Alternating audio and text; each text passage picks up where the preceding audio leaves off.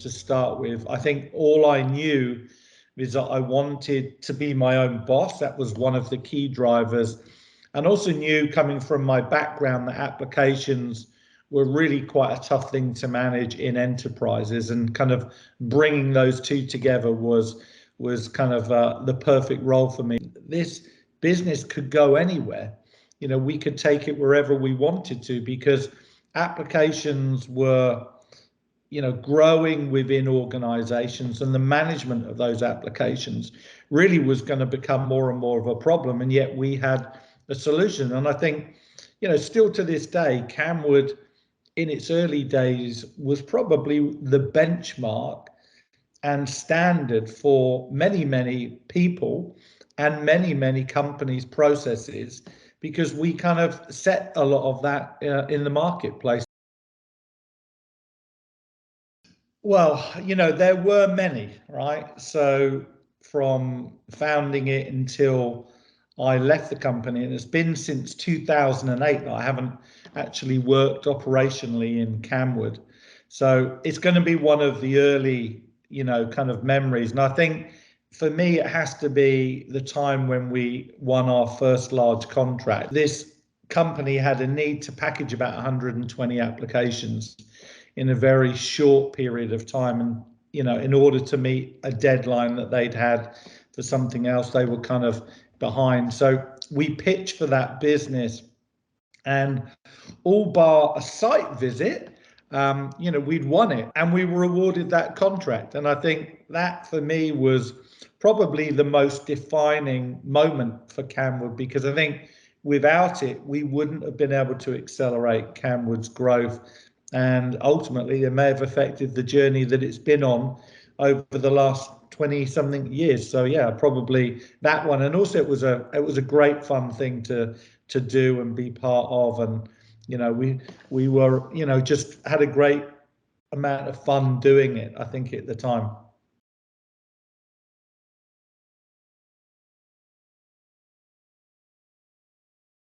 When I joined the business, I'd been working with Mike Welling, the original founder, before at GE Capital for a number of years. So when I joined as CEO, and the first kind of brief that I wanted to make sure happened was that we professionalized the business. And for me, that's all about having small business flexibility, but with a big company feel. So we wanted to have total focus in a number of areas. We wanted to be the leading application consultancy, and we went through a number of different iterations around that, which were strap lines from manage application change to making applications work. The other things that I wanted to do soon after coming on board was to raise funding. The reason we wanted to raise funding is so that we could separate the business into software and services and put the right level of focus with the right people with the relevant skill sets into both areas of the business, which we did. That was obviously successful because as the business grew, we featured in September 2011 in the Sunday Times Tech Track 100, which is Britain's fastest growing tech companies. So those are the kind of innovative changes that I implemented across the business over a number of years. So for me, is there one that I could say has been the best acquisition? I mean, I'm absolutely proud that through all of my tenure and then carrying on with different people at the helm, we've had phenomenal success in defence. We've also done a lot of work in governments. And then if you look at finance, we've had incredible success in finance. So is there one that I look at and say, that's the best customer acquisition? I think they've all been great, because for us, we provide this trust, this experience, this knowledge, and long-term engagement. And a number of those organisations that I've been involved with has involved travel backwards and forwards between London and the US, and we're still dealing with a lot of these businesses right now. So I think that we haven't had a bad customer acquisition. We have some great success stories.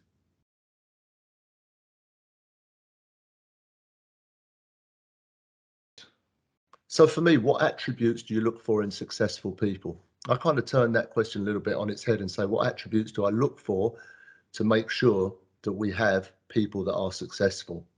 And I think you could reel off this huge long list, but I prefer to keep it quite simple, which is I want people with a lot of drive. I want people with a lot of enthusiasm. And also a really important element for me is curiosity, to always be asking what if. So be curious about the customer, be curious about themselves, be curious about our business. That to me is really important because that will lend itself to being able to identify if they've got an entrepreneurial spark. Not everyone is an entrepreneur. However, just that entrepreneurial spark that goes back to what I said previously, which is this must win, can do mentality. So you're just able to actually use this drive, enthusiasm, curiosity, along with some form of entrepreneurial spark, which is different for everyone. And an entrepreneur at the end of the day is understanding the difference between obstacle and opportunity and turning both to your advantage. So for me, if we can harness all of that and people are able to understand the difference between having something to say and having to say something as well, then we have a good fit.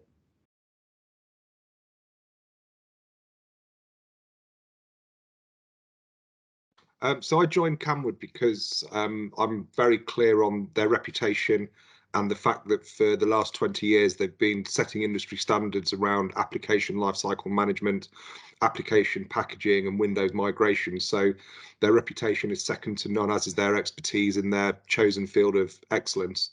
But I think the key deciding factor for me was meeting some of the people. So I was, happy to meet with the co-founders, Mike and Frank, and Chris, the CEO, and some of the SLT during the process. And what really inspired me was their enthusiasm, their passion, and their commitment, and the fact that they'd also started undertaking the journey from moving from a purely project-based business, leveraging their heritage and expertise, to transitioning into an MSP and a modern workplace provider. So they've maintained their commitment to their excellence heritage, but they've also got one eye on the future. So we started really doing a strategic review to make sure that the roadmap and the plan fits in line with where we want to be positioned in the market. One of the first things that we've looked to do is to really try and give ourselves a corporate identity. We know what people recognise us for, we know what we're very good at, and we know where we want to go. So the first thing to give ourselves that identity was to look at how we message our capability into the market. So to do that, we've launched a strapline that says digital acceleration through the lens of applications.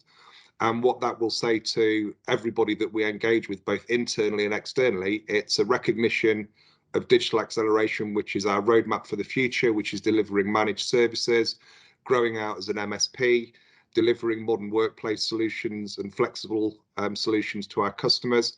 But then through the lens of applications, recognizes that applications are here to stay.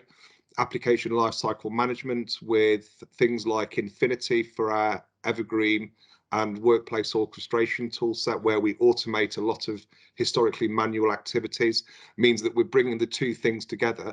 So driving digital acceleration through the lens of applications really gives us an identity in the market.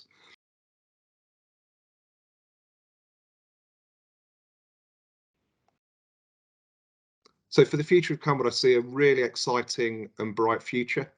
We'll continue the transition that we've started and the journey that we've started to building out and maturing our managed services capability. I think we'll continue to see growth in some of the assets that we've built over a number of years, which will help us to automate a number of tasks that have historically been manually. If we take the evergreen process through our Infinity software, about 70% of organizations have struggled to implement an evergreen program and an evergreen strategy that makes sure and maintains that their environments are secure, up to date, and also that their applications are compatible and will work as they expect them to in a target operating system and a target operating model.